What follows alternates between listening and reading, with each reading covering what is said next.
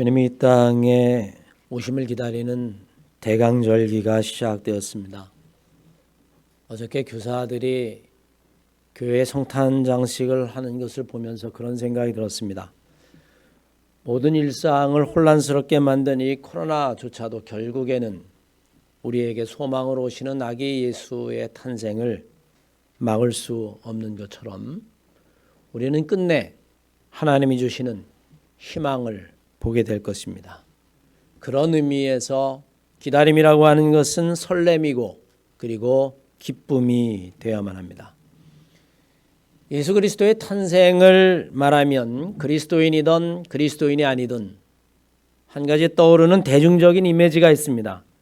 그것은 바로 아기 예수를 경배하는 동방박사의 이야기입니다. 황금과 유황과 모략이 등장하는 이야기죠. 마태복음 2장 1절로 3절까지의 말씀에 보면 헤로드 왕 때에 예수께서 유대 베들레헴에 나심에 동방으로부터 박사들이 예루살렘에 이르러 말하되 유대인의 왕으로 나시니가 어디 계시냐? 우리가 동방에서 그의 별을 보고 그를 경배하러 왔느냐? 헤로드 왕과 온 예루살렘이 듣고 소동한지라. 그렇게 기록합니다. 동방박사들과 예물을 가지고 아기 예수를 경배하는 그 모습과 그 위에 누워있는 아기 예수는 아주 극적인 대비를 불러일으킵니다. 그러나 오늘 우리가 읽은 누가복음에는 동방박사의 이야기가 등장하지 않습니다. 그 대신 목자들의 이야기가 등장합니다. 오늘 본 말씀 이전에 누가복음 2장 8절로 14절까지의 말씀에 보면 이렇게 기록합니다.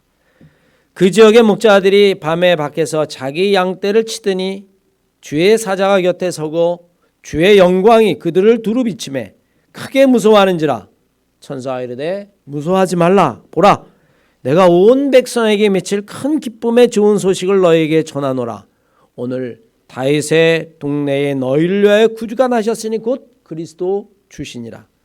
너희가 가서 강보에 쌓여 그 위에 누워있는 아기를 보리니 이것이 너희에게 표적이니라더니 호련히 수많은 천군이 그 천사들과 함께 하나님을 찬송하여 이르되 지극히 높은 곳에서는 하나님께 영광이요 땅에서는 하나님이 기뻐하시는 사람들 중에 평화로다 하니라.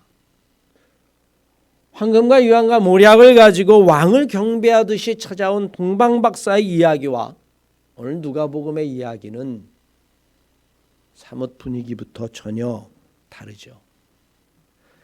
그 당시에 목자들은 헤롯 왕을 만날 수 있었던 동방박사들과는 비교가 되지 않을 정도로 가장 낮은 사람들이었습니다. 가나안에 정착하기 전에 유목민이었던 히브리 민족들에게 양을 치는 목자는 아주 익숙한 직업입니다. 구약 성경에 보면 이 목자에 관한 이야기들이 굉장히 많이 나오고 다윗도 목동이었습니다. 양치기는 양에게 먹을 것과 마실 것을 충분히 제공할 뿐만이 아니라 맹수, 들짐승 아니면 도둑으로부터 양을 보호해야 되는 책임이 있죠. 그래서 목자는 때로는 밤을 낮삼아 이 양떼들을 지키기도 했습니다. 심지어 위험한 지경에서는 양들을 위하여 자기의 목숨을 바치는 희생적인 노력을 하기도 했습니다. 더러 남의 양을 돌보던 그런 양측이라면 혹시라도 이 양이 죽거나 다치면 자기가 그 양을 다 물어내야만 했습니다. 그러니 양은 자기의 생명과도 같은 것이죠. 힘들고 고단한 일입니다. 오늘 누가복음에는 동방박사의 이야기가 아니라 이런 양치기들이 예수님을 가장 먼저 찾아와 경배하고 그리고 마리아에게 천사들에게 들은 이야기를 그대로 들려주었다라고 하는 것은 마태복음과는 동방박사의 이야기와는 또 다른 교훈을 줍니다. 저는 오늘 동방박사의 이야기가 아니라 이 양치기의 이야기를 통해서 대강절 첫 번주를 맞이하면서 우리가 어떤 마음으로 이 대강절을 보내야 하는지를 여러분들과 함께 은혜를 나누고자 하는데 하나님의 말씀이 여러분의 마음속에 큰 은혜와 영광 그리고 평화를 내려주시기를 주의 이름으로 간절히 축원합니다. 들에서 양을 치던 목자들에게 들려온 천사들의 이야기, 복음의 소식에 우리는 귀를 기울여야만 합니다. 페르시아의 점성가로 알려져 있는 이 동방의 박사들, 그들이 아기 예수를 보러 온 것은 하늘의 별을 보고 따라온 것입니다. 그리고 그들은 다분히 세상의 왕을 경배하기 위해서 온 것이죠. 황금과 유황과 모략이라는 예물을 들고 어디를 향해서 갑니까? 예루살렘 성을 향하여 들어가서 헤롯을 만납니다. 그리고 헤롯에게 이야기하죠. 유대인의 왕으로 나시니가 어디에 있느냐? 이 왕궁에 있지 아니하느냐? 세상의 왕으로 오시니 혹시 그대가 그런 아이를 낳은 주인공이 아니냐? 여러분, 이런 이야기가 이 마태복음에는 깔려 있습니다. 동방박사들은 그곳에서 헤롯에게 아기 왕의 이야기, 아기 예수의 이야기를 물은 것은 아마 헤롯 왕의 후손이거나 아니면 왕궁에 있을 세상의 왕을 기대하면서 예루살렘 성으로 들어갔을 것입니다. 동방박사들은 그곳에서 자신이 기대했던 왕을 발견하지 못합니다. 그들은 예루살렘 성을 나오면서 별을 보고 다시 따라가서 마구간에 누워있는 아기 예수를 발견했을 때에 아마 그들은 적지 않이 당황했을지도 모릅니다. 이분이 과연 세상의 왕? 준비했던 예물을 드리고 그들은 꿈속에서 천사들의 음성을 듣고 간신히 목숨을 부지하고 다른 길로 고향으로 돌아가게 됩니다. 이게 마태복음 2장에 나오는 동방박사의 이야기예요. 그리고 이 이야기는 오랫동안 성탄절을 생각하고 아기 예수를 생각하면 아주 대중적인 이미지로 우리의 마음속에 꽉 박혀 있는 겁니다. 동방박사들이 페르시아서부터 먼 곳에 사막을 가로지르고 그리고 깜깜한 밤에는 별을 바라보면서 그리고 황금과 유황과 모략이라는 예물을 가지고 그리고 아기 예수를 찾아오는 그의 이야기들은 마치 드라마와 같고 그리고 영화적인 요소들이 이 마태복음 2장에는 꽉 차 있습니다. 아마 사람들에게는 이런 영화적인 요소들이 그들의 입맛에 더 적절했을지 모르고 그리고 그래서 그것이 성탄절을 이야기하면 동방박사 이 이야기들이 아마 대중적인 이야기로 굳어졌을지 모릅니다. 그러나 여러분 마태복음을 다시 한번 읽어보십시오. 동방박사 이야기에는 어디에도 하나님에 관한 말씀이 없습니다. 심지어는 이 동방박사의 경배를 받은 마리아조차도 어떤 반응을 했는지를 기록해 놓고 있지 않습니다.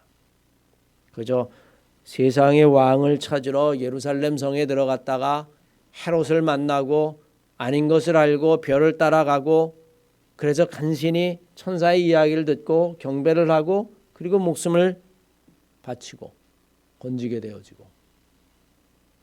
그러나 여러분 오늘 본문 말씀 들판의 양치기의 이야기는 그 본문이 전혀 다릅니다.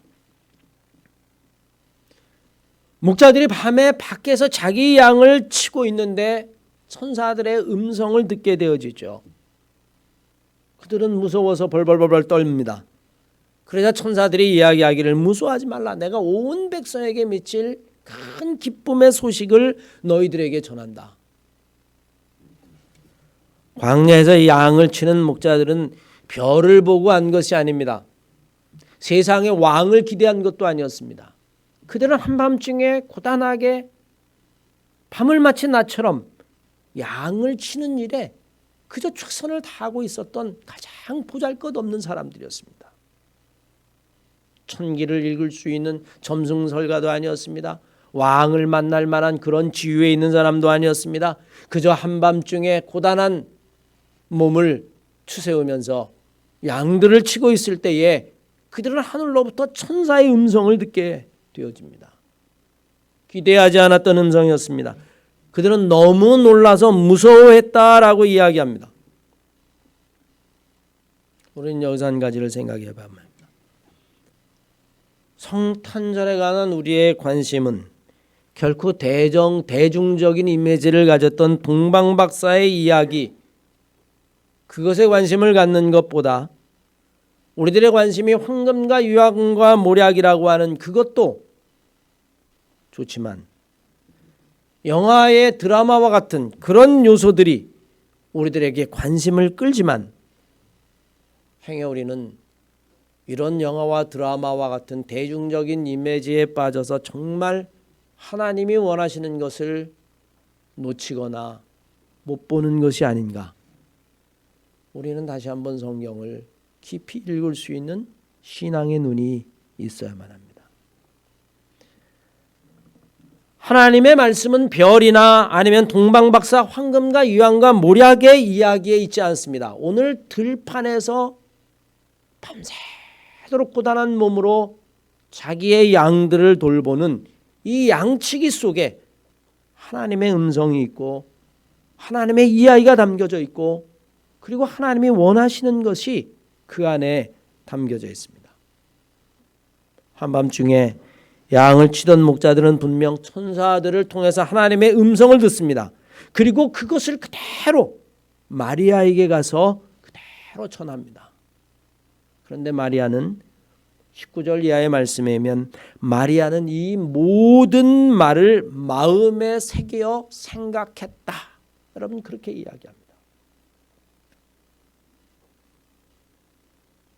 듣기에 좋은 너무나 영화 같은 아름다운 동화와 같은 동방박사의 이야기가 아니라 고단한 삶으로 밤새도록 양을 치며 인생을 살던 이 양치기들에게 임한 하나님의 말씀, 그리고 하늘에는 영광이요 땅에는 평화라고 하는 이 말씀을 그대로 마리아에게 전했을 때에 마리아가 그 이야기를 마음에 담았다라고 하는 이 놀라운 사실. 우리는 영화 같은 대중적인 이미지에 한눈 팔지 말고 정말 아기 예수의 탄생을 통해서 우리에게 말씀하시는 하나님의 음성,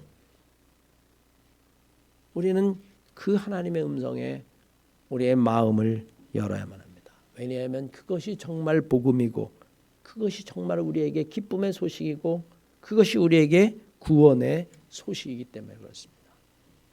여러분들 오늘 이 시간만큼은 그저 성탄절하면 대중적으로 떠오르는 동방박사의 이야기가 아니라 이 양치기의 이야기를 통해서 정말 하나님이 우리에게 들려주시고자 했었던 이야기가 무엇인지를 다시 한번 깨닫는 시간이 되시기를 주의 이름으로 간절히 축원합니다. 그러면 양치기들이 천사에게 듣고 마리아에게 전한 세상의 가장 큰 기쁨의 소식이라는 것이 무엇입니까? 첫 번째는 하나님께 영광이라는 거예요. 천사들이 양치기에게 들려준 소식, 그리고 마리아에게 가서 전하라고 한 그 소식은 우리의 구주 곧 예수 그리스도가 낫다라는 소식이며 그것은 동시에 하나님께는 큰 영광이요 땅에서는 평화라고 하는 이야기입니다. 이 땅에 아기 예수로 오신 그리스도, 그 주님께 그리고 하나님께 영광을 돌리라고 하는 이야기죠. 사실 영광이라고 하는 말은 오직 하나님에게만 쓸 수 있는 말입니다. 영광이라고 하는 것은 인간이 감당할 수 없는 초월의 빛, 하나님의 임재, 하나님의 사랑, 긍휼, 하나님의 완전성. 여러분 이럴 때에 우리는 영광을 돌린다라고 이야기를 합니다. 독살로지라고 이야기를 하고 어쩌면 신앙이나 신학에 있어서 가장 최고의 경지라고 이야기할 수 있습니다. 그런데 이게 시간이 지나면서 이 말이 점점 인간을 향한 말과 인간을 향한 단어로 바뀌게 되어집니다. 그래서 로마 제국이나 아니면 중세 시대에는 황제나 교황에게도 이 영광이라고 하는 이야기를 쓰기 시작했습니다. 하나님에게 쓸 수 있는 이 영광이라고 하는 의미가 바뀌게 되는 거죠. 심지어는 중세 스콜라 신학에 있어서는, 중세 스콜라 철학과 신학에 있어서는 이 영광이라고 하는 말이 점점 확대되어서 이제는 인간이 황제나 교황처럼 높아지면 하나님과 같이 될 수 있고 그렇게 구원을 받을 수 있다라고 하는 공로 사상으로까지 번지게 되어지죠. 인간이 영광을 받게 되는 겁니다. 마틴 루터, 종교개혁을 한 마틴 루터는요, 이 영광의 신학을 쓰레기의 신학이라고 했어요. 하나님이 아니고서는 차지할 수 없는 것을 인간이 차지하려고 그러는 이 신학을 마틴 루터는 아주 단호하게 거절했습니다. 그래서 마틴 루터는 뭐라고 이야기했냐면 십자가의 신학이 영광의 신학보다 훨씬 더 우리에게 중요하다. 영광의 신학이 십자가의 신학을 가릴 수 없다.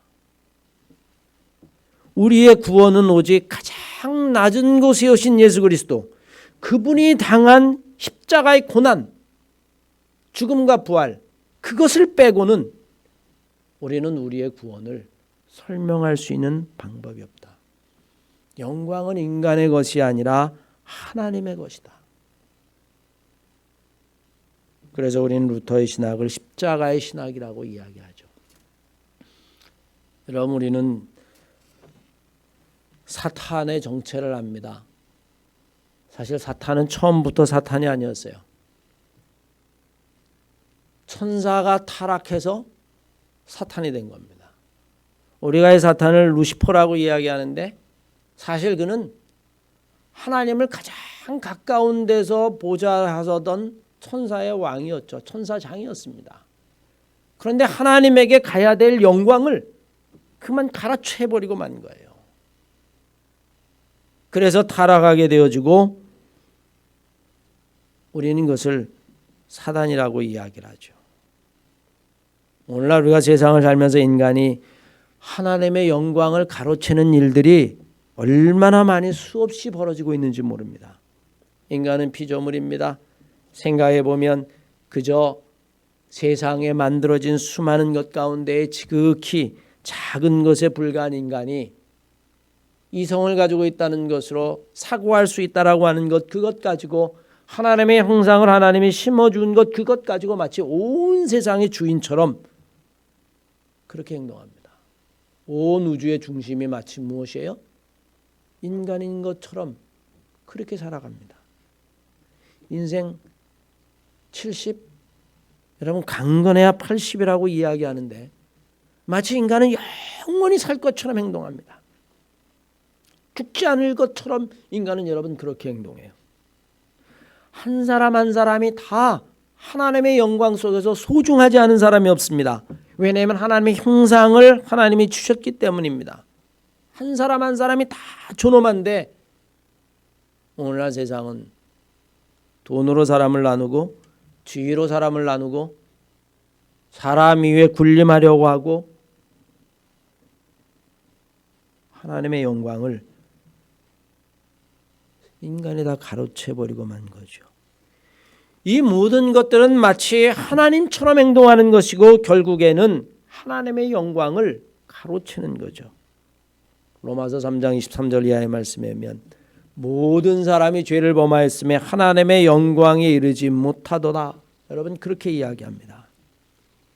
이제 우리는 우리에게 온 예수 그리스도, 그 작은 아기 예수, 그리고 그분이 살아가는 삶, 그리고 그분이 당한 십자가의 고난, 그리고 죽음 부활, 그것을 통해서 우리를 구원하시고 그리고 더 나아가서 하나님의 영광을 회복하시겠다는 이야기입니다. 그게 이 양치기들을 통해서 주신 하나님의 말씀이죠. 오직 하나님께 영광, 그 영광의 길을, 그 영광을 회복하는 길을 이 아기 예수가 우리에게 보여줄 것이니 그것이야말로 큰 기쁨의 소식이라는 겁니다. 대강절의 기다림의 의미 중 하나는 우리의 삶이 하나님의 영광을 가로채는 것이 아니라 내가 정말 하나님께 영광을 돌리는 삶을 살아가고 있는가, 그것들을 한번 돌이켜보면서 이 대강절기를 보내시는 한마음교회 성도들 다 되시기를 주의 이름으로 간절히 축원합니다. 하나님께는 영광으로 끝나는 것이 아니라 천사가 이 양치기들을 통해서 전해준 이야기는 하나님을 기뻐하는 사람들 중에는 평화라고 이야기합니다. 영광을 가로챈 사람들 사이에는 평화가 있을 수 없습니다. 평화는 자기를 비우고 낮추는 사람들 사이에만 임할 수 있는 하나님의 은혜 중에 은혜입니다. 그걸 여러분 성경으로는 케노시스라고 이야기를 하는데 쉽게 얘기하면 자기를 비운다는 거예요. 자기가 가장 높은 자리에 있지만 그걸 싹 비우고 가장 낮은 곳에 오는 것, 케노시스, 자기 비움이라고 이야기하는데 빌립보서 2장 5절에 이것을 예수의 마음이다. 여러분 그렇게 이야기합니다. 너희 안에 이 마음을 품으라. 곧 예수의 마음이니 그는 근본 하나님의 본체이시나 하나님과 동등됨을 취할 것으로 여기지 아니하시고 오히려 자기를 비워 종의 형체를 가지사 사람들과 같이 되었고 사람의 모양으로 나타나사 자기를 낮추시고 죽기까지 복종하셨으니 곧 십자가에 죽으심이라. 아기 예수가 그것을 우리에게 몸으로 보여주신 것이죠. 가장 낮은 곳에 오셨으니 이미 다른 사람들과는 다툴 이유가 없습니다. 세상에 다툼의 원인이 어디 있어요? 다른 사람들 위에 올라서려고 하는 것 아닙니까? 다른 사람을 통제하고 다른 사람들보다 더 많이 가지려고 하고 결국엔 자기가 최고가 되려고 하고 그 이면에는 자기가 영광을 가로채려고 하고 결국 예수 그리스도가 우리에게 주신 것은 자기를 비워 모든 사람들과 평화를 이루는 것을 우리들에게 보여주셨어요. 주님이 이 땅에 오셨다라고 하는 것은 그 자체로서 이미 평화의 길을 우리에게 보여주신 겁니다. 사실 마태복음에는 이 모든 영광을 가로챈 사람들 이야기가 등장합니다. 여러분 헤롯 왕의 이야기입니다. 그는 왕이 났다는 이야기를 들었어요. 야, 이러다가 그 왕이 내 자리를 가로채면 그는 이 아기 예수를 죽이려고 마음을 먹었습니다. 그 동방박사를 보내서 그 아이의 난 곳을 알아본 거죠. 천사가 동방박사에게 이것을 알려줘서 간신히 동방박사는 죽음을 면하게 됩니다. 속았다라는 건 안 헤롯 왕은 어떻게 합니까? 동방박사가 찾아온 때를 갖다 거슬러서 2살 미만의 아이를 전부 죽여버리는 거예요. 내 영광을 빼앗길 수 없다는 이야기죠. 이 왕의 자리를 절대로 놓칠 수 없다는 겁니다. 비울 수 없는 것, 탐욕, 높은 자리에서 내려올 수 없는 것, 그것은 평화가 아니라 살육이고 전쟁이고 그리고 죽음이었어요. 하나님의 영광을 가로채려고 했었던 이 헤롯은 평화는 고사하고 전쟁과 살육의 주인공이 되어버리고 맙니다. 오늘 동방박사의 이야기가 아니라 들에서 양을 치던 이 양치기를 통해서 들려주신 하나님의 이야기, 하나님의 음성에 우리는 성탄의 이미지를 발견해야만 합니다. 그것은 영광을 차지하는 자리가 아니라는 거죠. 오직 하나님께 영광을 돌리고 이 땅에서는 기뻐하는 모든 사람들에게 자기를 비움으로써 더 이상의 다툼을 끝내시고 평화를 이루신 예수 그리스도의 모습을 너희들이 보게 될 것이다. 이것이야말로 모든 사람에게 미칠 가장 큰 기쁨의 소식이다. 우리가 대강절에 무엇을 기다려야 할까요? 동방박사가 아니라 들에서 양치던 목자들이 들었던 복음의 소식을 우리는 기다려야만 합니다.